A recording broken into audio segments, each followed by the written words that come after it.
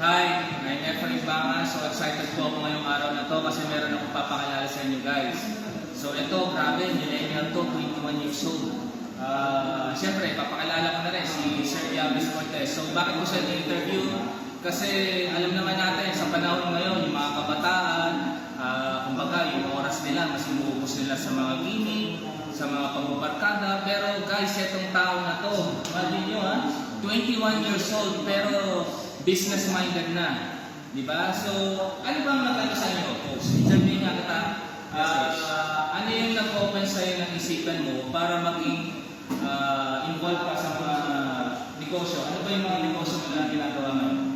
Coach, bago ako pumasok dito, ano talaga ako nagbabayan sa akin? Bayan Kasi sa'yo. talaga ng sarili diskarte. Yan, kasi ako, may pangarap din ako para sa pamilya ko, para sa mga magulang ko. Yun. Ayaw ko nang hihingi. Yun yung pinakaya ko. Ayaw ko nang hihingi. Okay, guys. So, actually, may pagka-similarity din tayo. Before, kasinidaan mo, 21 ka, 24 ako. Hindi, guys. Anyway, yung kabataan ko kasi, guys, mahilig na rin ako mga benta-benta, parang extra kasi nag-work ako before. Pero ang kaibahan kasi sa'yo, bukod sa pagbenta-benta mo, guys, kung nakikita niyo itong logo na to, naging part din siya o na-involved din siya sa kumpanya namin at the very young age. So yun yung advantage talaga kasi ang company ko namin guys, ito yung marketing. Kakaibang negosyo to di ba? Kumbaga, yung tinuturo dito, yung tinatawag na leverage. Yes. So ano yung mga una mong naisip? Nagulat ka ba nung narinig mo yung salitang leverage? Na meron ganitong klaseng negosyo? Actually, nag-start talaga ito nung kinausap ako ni Sir Efren. Yan, kasi... So yung training manager na Yes, yung training manager natin. ng company. So nakita ko, nakukuha niya yung mga gusto niya. Kumbaga yung mga pangarap ko na hindi ko na pinapangarap, biglang nabuhay ulit kasi nakita ko, pwede ko palang makuha.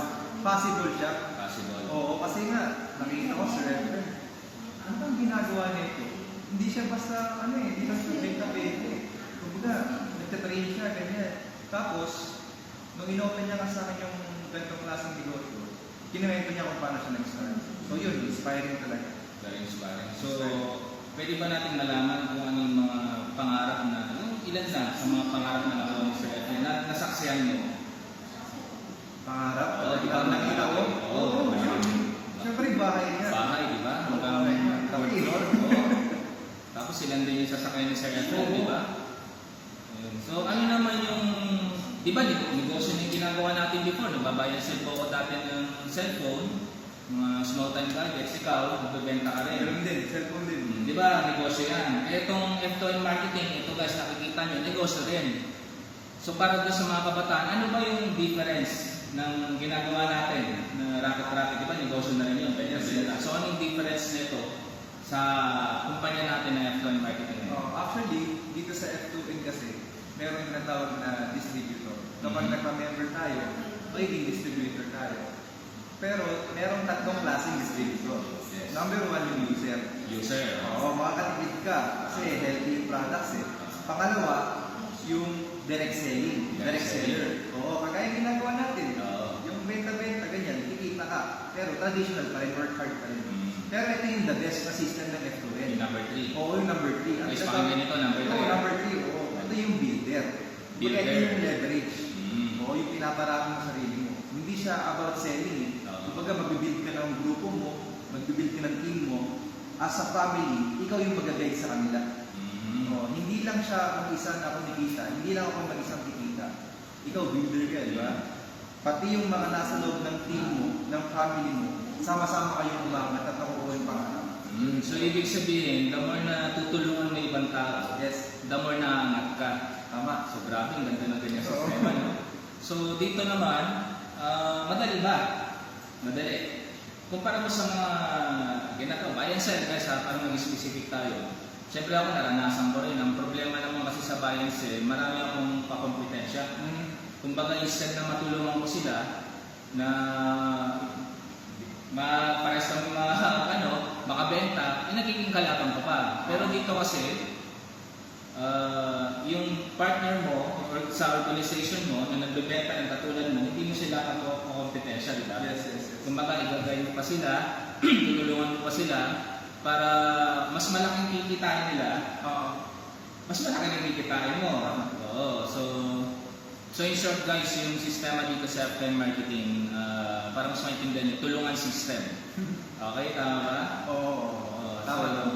Buti naman kasi 21 years old kasi that time nung nag-work ako kasi guys medyo napagsawaan ko rin yung pagkabinata ko, kabataan ko dati.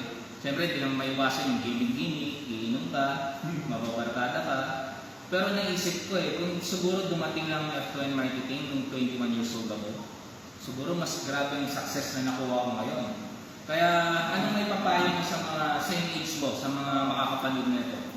Actually, ito sa akin, kayang-kayang pagsabayin yung pag-aaral at the same time nagninegosyo. So nag-aaral ka pa pala ngayon? Yes, nag-aaral pa po. You guys are very inspiring. Oo. At naniniwala ako na kayang abutin ng pangarap. Kasi yung iba naabot nga, ikaw pa kaya. Lalo ngayon, nag-start ako 21 years old, bata pa ako, di ba? Mukha na akong hindi 21, pero 21 pa lang po ako. Personal case, 6'2" talaga sila Yes. So, hindi hadlang yung pagiging kabataan. Sa tingin ko, advantage pa nga ito. Actually, advantage Oo, yan. advantage Kasi yan. unang-una, pinaka-simple yung sagot bakit kailangan mag-start ka ng maaga? Mag-start ka ng bata kasi mas may enjoy mo yung Mas maaga. Oo. Saka mas marami kang matutulungan, di ba? Yes, yes. Oo. So, yun yung maganda, di ba?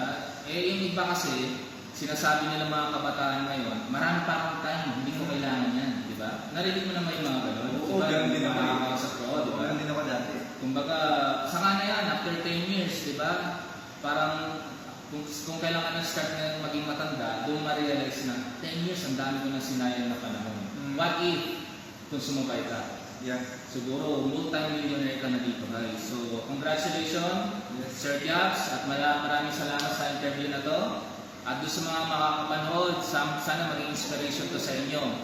Isang 21 years old, set aside mo na yung pag-gimmick, pagbabarkada, pero na-focus dito sa FTM marketing. Kaya tingnan nyo to, 1, 2 years, 3 years from now, ano na kaya, baka super car na, sports car na maano mo, di ba?